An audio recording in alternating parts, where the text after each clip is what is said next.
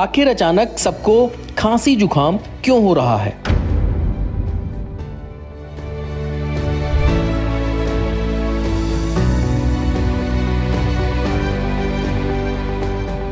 क्या दुनिया में कोरोना जैसे वायरस ने दस्तक दी है?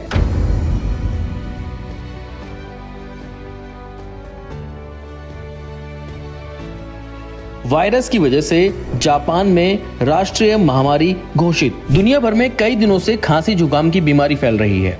देखने में लग रहा था कि ये आम मौसम वाली सर्दी खांसी जुकाम होंगे जो खुद ब खुद ठीक हो जाते हैं, लेकिन धीरे धीरे नोटिस किया और कॉलोनी और ऑफिस में भी सामान्य से ज्यादा लोग इससे पीड़ित दिखने लगे। देखते ही देखते ये वायरस पूरे एशिया में फैल गया।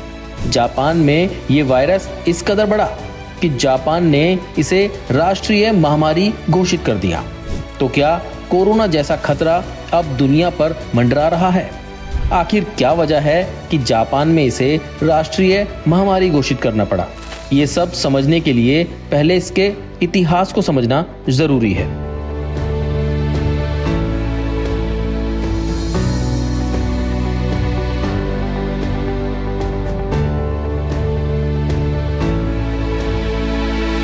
भारत में हर साल 2 बार फ्लू का सीजन आता है।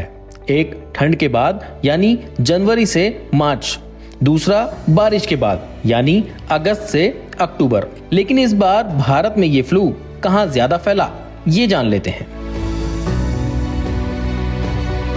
इस साल फ्लू सबसे ज्यादा उत्तर भारत में फैल रहा है, खासकर दिल्ली, हरियाणा, पंजाब, गुजरात और आसपास के इलाकों में। लेकिन इस आम दिखने वाले फ्लू के लिए कौन सा वायरस जिम्मेदार है, अब वो समझिए। H3N2 वायरस इस बार सबसे ज्यादा फैल रहा है, जो जापान में मिले वायरस से मिलता जुलता है। अब इस पर लोकल सर्वे की रिपोर्ट क्या कहती है। दिल्ली एनसीआर के गुरुग्राम, नोएडा, फरीदाबाद और गाजियाबाद में 69% घरों में किसी न किसी को बुखार या फ्लू हुआ है। यानी दिल्ली एनसीआर के लगभग 70% घरों में कोई ना कोई फ्लू से पीड़ित है। अब इसमें कितने टेस्ट हुए हैं और क्या बात निकलकर सामने आई, वो समझिए। जनवरी से सितंबर तक अब तक 1 लाख टेस्ट हुए हैं। 25% लोग H3N2 पॉजिटिव निकले हैं। मतलब देश भर में 1 लाख टेस्ट में से हर चौथाई व्यक्ति H3N2 से संक्रमित मिला है। अब इस फ्लू पर बाकी देशों का हाल भी जान लेते हैं। थाईलैंड में इस साल 5.5 लाख मामले मिले हैं। इस हफ्ते में 30,000 नए मरीज मिले हैं और अब तक 59 मौत हो चुकी हैं। सिंगापुर में फ्लू के मामले 40% तक बढ़े हैं। ज्यादातर रोइनो वायरस और हल्के लक्षण हैं। मलेशिया में 6,000 से ज्यादा छात्रों को फ्लू हुआ है, जिसके कारण कई स्कूल बंद करने पड़े। मतलब ये कि न सिर्फ भारत बल्कि थाईलैंड, सिंगापुर और मलेशिया में भी फ्लू के मामले तेजी से बढ़ रहे हैं।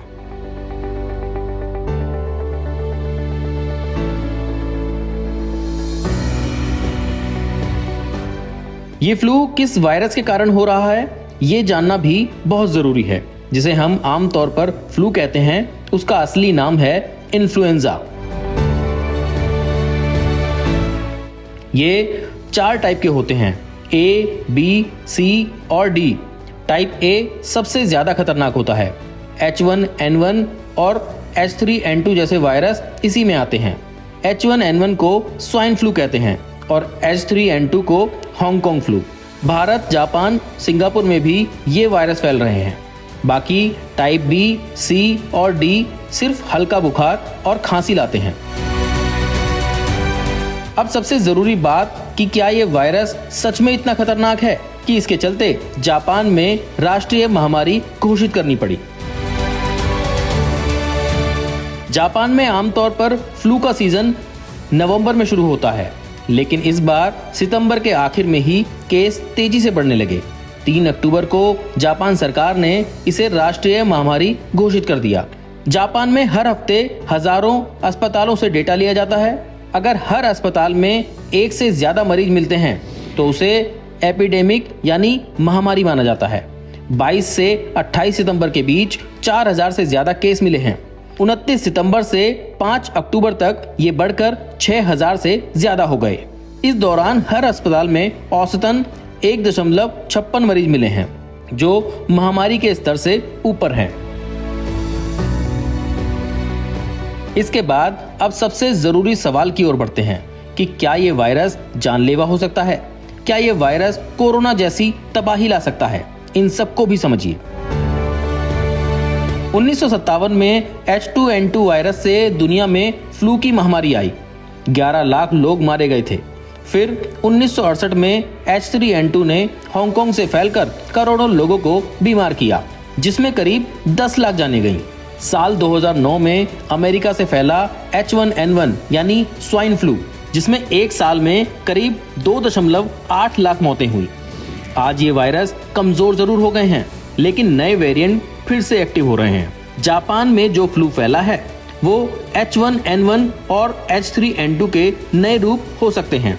अच्छी बात यह है कि अभी तक ज्यादा मौतें नहीं हुई है। अब जो इस वायरस से सबसे बड़ी चिंता की बात है, क्योंकि कोरोना महामारी के कारण पूरी दुनिया में जो तबाही मची वो अब तक लोग भूल नहीं पाए हैं। ऐसे में क्या अब फ्लू से कोई नया खतरा पैदा होने वाला है? लंदन की वैज्ञानिक निकोला लुइस के मुताबिक अगली महामारी फ्लू की वजह से आ सकती है। इसे कहा गया है डिजीज एक्स, यानी वो बीमारी जो किसी भी वक्त दुनिया को झकझोर सकती है।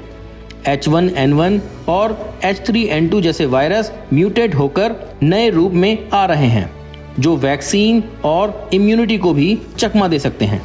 यही वजह है कि लोग वैक्सीन लेने के बाद भी संक्रमित हो रहे हैं। वैज्ञानिक H5, H7 और H9 जैसे स्ट्रेन पर नजर बनाए हुए हैं, जो बर्ड्स और जानवरों में पाए जाते हैं। डर इस बात का है कि अगर नया स्ट्रेन फैला तो हमारी इम्यूनिटी बेअसर होगी। हालात 1957 जैसी महामारी, एशियाई फ्लू महामारी जैसे बन सकते हैं।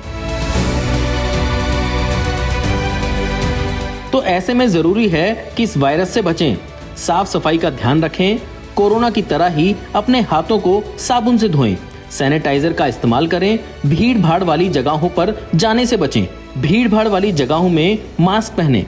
अगर कोई भी लक्षण दिखाई दें तो तुरंत डॉक्टर से संपर्क करें।